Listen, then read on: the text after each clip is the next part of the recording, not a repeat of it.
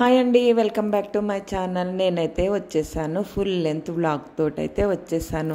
నేను ఈ వ్లాగ్ వచ్చేసి చాలా రోజుల క్రితం అప్లోడ్ చేయాలి, కానీ చేయలేకపోయాను. ఎందుకు ఏంటి అని అంటే మా సిస్టర్కి 1 మంత్ నుంచి బాగాలేదు.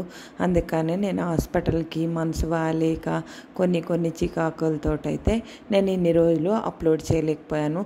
ఇప్పుడు కూడా నేను చూపిస్తున్న దానికైతే నేను రిలేటెడ్గా ఏం చెప్పట్లేదు. ఇంకొకటి హెల్త్ గురించి అయితే ఒక మెయిన్ విషయం మాట్లాడదలుచుకున్నాను. చిన్న పెద్ద తారతమ్యం లేకుండా ఇప్పుడు వచ్చే రోగాలు కానీ ఎందుకు వస్తున్నాయి ఏంటి, మనం కొన్ని జాగ్రత్తలు తీసుకుంటే మనకి ప్లాస్టిక్ వాడద్దు అని అంటున్నా కూడా మనం చాలా నిర్లక్ష్యం చేస్తున్నాం. మనం ముందు కాలాలను కూడా మనం నిర్లక్ష్యంగా ఉంటున్నాం. అందుకనే ఇప్పుడు ఒక చిన్న టాపిక్ తోటైతే నేను మీ ముందుకు వచ్చాను. నాకు తెలిసిన స్టోరీ మన అందరికీ కూడా సబ్స్క్రైబర్కి ఉపయోగపడుతుందనే ఒక చిన్న ఉద్దేశంతో ఈ చిన్న టాపిక్ అయితే నేను చెప్తున్నాను. 36 ఏళ్ల వ్యక్తికి క్యాన్సర్ వచ్చింది. అతను చివరి దశలో ఉన్నాడు. అతను తన గడిచిన జీవితంలో ఎప్పుడు గుట్కా కానీ, సిగరెట్ కానీ, మసాలా పాన్ కానీ అంటే పాన్ మసాలా లేదా మద్యం ఉపయోగించనే లేదు. అయినా కూడా క్యాన్సర్ ఎందుకు వచ్చిందా అని అతని కుటుంబం అంతా ఆందోళనకి గురైంది. 2-3 రోజులు కడుపు నొప్పి రావడంతో డాక్టర్ని సంప్రదించి చికిత్సకు ప్రారంభించారు. ప్రయోజనం లేకపోవడంతో సీనియర్ డాక్టర్లను సందర్శించారు. అక్కడి డాక్టర్ల రిపోర్ట్లు చూసి ఇతనికి పేగు క్యాన్సర్ అని తేల్చారు.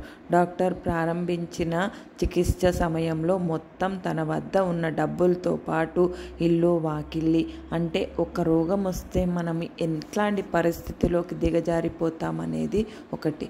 దీంతో పాటు మా అక్కకు కూడా అనుకోకుండా షుగర్ హైక్ అయిపోయి ఒక్కసారిగా 30కి పడిపోయింది. అందుకనే నేను ఇప్పుడు ఆరోగ్యం అంటే అదృష్టం అని నేను భావిస్తున్నాను. మందు, గుట్కా, సిగరెటు, పాన్ పరాగ్ ఇవి ఏవి కూడా వాడకుండా ఎందుకు క్యాన్సర్ వచ్చింది? ఆరోగ్యంగా ఉండాలి కదా అంటే మనం కలుషితంలో ఉన్నాం. ప్లాస్టిక్, వేడి ఆహారాన్ని తినడం, ప్లాస్టిక్లో మనకి ఇప్పుడు టీ కప్స్ ఇస్తున్నారు కదా, అలాంటివి లేదు. ప్లాస్టిక్ బాటిల్స్లో కూడా ఎండలో పెట్టి ఉంచుతారు కదా, అవి కూడా ప్లాస్టిక్ వాటర్ మొత్తం ప్లాస్టిక్లో ఎవాపరేట్ అయిపోతుంది. అందుకనే మనం ప్లాస్టిక్ని అంటే మన పిల్లలకి మనం ఒక ఉదాహరణగా ఉండాలి, కానీ మనం ఇలా చేసుకొని మన ఆరోగ్యాలను పాడు చేసుకుంటున్నాం. ఇప్పుడు వస్తున్న విస్తరాకుల పైన కూడా ఉండేవి కూడా ప్లాస్టిక్ కవరే. అందుకనే మనం ప్లాస్టిక్ని దూరంగా ఉంచితే మనం సగం రోగాల నుంచి బయటపడతామని నా ఉద్దేశం. మరి మీరేమనుకుంటున్నారో కూడా కామెంట్ చేయండి. ఇంకా అవ్వలేదు చెప్తాను. ఇప్పుడు వచ్చిన ఈ పేగు క్యాన్సర్ బాధితుడు రోజుకి సిగరెట్లు కానీ ఏవి తాగకపోయినా రోజుకి 4-5 సార్లు ఆఫీస్లో ఉన్నప్పుడు ఫ్రెండ్స్ తోటి వెళ్ళి టీ షాప్లో రోజు కూడా 4 సార్లు కప్లో టీ తాగేవాడంట. మనం అందరము కూడా ప్లాస్టిక్ సంచీల్లో మనం టీ తీసుకెళ్ళడం, వాళ్ళు కట్టిస్తే మనము తీసుకెళ్తూ ఉంటాం. టిఫిన్ షాప్కి వెళ్ళినప్పుడు ప్లాస్టిక్ కవర్ మీద ఇడ్లీలు పెట్టి, పూరీలు పెట్టి, దోశలు పెట్టి ఇలా కూడా మనం తీసుకొచ్చుకుంటున్నాం. అందుకనే మనకి చాలా వరకు రోగాలు కూడా వస్తున్నాయి. ఇప్పుడు ఉన్న వెదర్లో కూడా అస్సలు వాతావరణం బాగాలేదు. అందరికీ కూడా ఫీవర్స్గా ఉన్నాయి.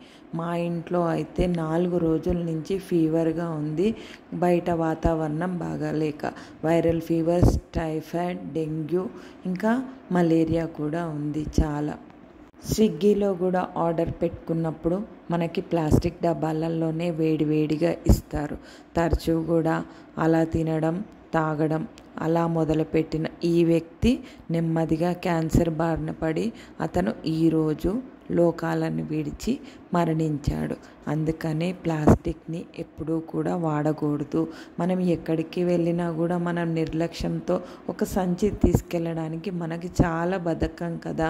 అందుకనే అలా ఎవరూ చేయకుండా ఆరోగ్యం మీద శ్రద్ధ పెట్టండి. మేము ఈ రోజున మా అక్కని కోల్పోయాం కదా, అందుకని నేను కూడా అందరి కోసం ఈ ప్లాస్టిక్ గురించి కూడా చెప్తే ఎవరికైనా ఉపయోగపడుతుంది అనే ఉద్దేశంతో నేను చెప్తున్నాను. విస్తరాకులు కూడా షోగా పెట్టుకోవడం కాదు, దాని మీద ఉన్న ప్లాస్టిక్ని మనం యూజ్ చేస్తున్నప్పుడు మనం ఎంత ఆరోగ్యాన్ని దెబ్బతీసుకుంటున్నాం అనేది ఒక్కసారి ఆలోచించండి అందరూ కూడా. మనం చూస్తూ ఉన్న మనుషులు మనకు దూరం అయిపోతున్నారు.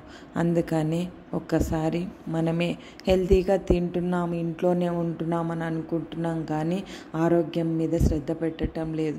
ఈ వ్యక్తి చనిపోయిన తర్వాత ఈయన ఫ్రెండ్స్ అందరికీ కూడా ఇలా తాగారు కదా అని చెప్పి ఆయనకు వచ్చిన క్యాన్సర్ గురించి చెప్పి వాళ్ళు కూడా టెస్ట్ చేయించుకుంటే అందరికీ కూడా పేగు క్యాన్సర్ అని చెప్పి తెలిసింది. అందుకనే ఇప్పటి నుంచి మనం ప్లాస్టిక్ కప్పులలో కానీ ప్లాస్టిక్ విస్తరాకులు, అంటే విస్తరాకులు బాగానే కనిపిస్తున్నాయి మనకి, దాని మీద ఉన్న కవర్ కనిపించటం లేదు. అందుకని వేడి వస్తువులు ప్లాస్టిక్ బాక్సుల్లో కానీ ప్లాస్టిక్ కప్స్ కానీ టీలు కానీ అవాయిడ్ చేస్తారని నేను ఈ చిన్న విన్నపాన్ని మీ ముందు ఈ సమాచారాన్ని నేను ఉంచడం జరిగింది. మనం ఈ చిన్న జాగ్రత్తతోటి మనం అందరం హెల్తీగా వెల్తీగా ఉందాము అని అనుకుంటున్నాను. మరి మీరేమనుకుంటున్నారో కూడా కామెంట్ చేయండి. నేను ఈ రోజున ఇంత బాధపడటానికి కారణం మా అక్క. ఈరోజు నేను ఒంటరిని అయిపోయాను. మరీ చెప్తున్నాను, షోగా ఉన్నాయని చిన్నపిల్లలకి స్కూల్కి కూడా ప్లాస్టిక్ టిఫిన్ బాక్సులు మటుకు ఇవ్వకండి. కాబట్టి మరొకసారి ప్లాస్టిక్ వాడకాన్ని తగ్గించవలసిందిగా కోరుకుంటున్నాను. బాయ్. మరి సబ్స్క్రైబ్ చేసుకోండి.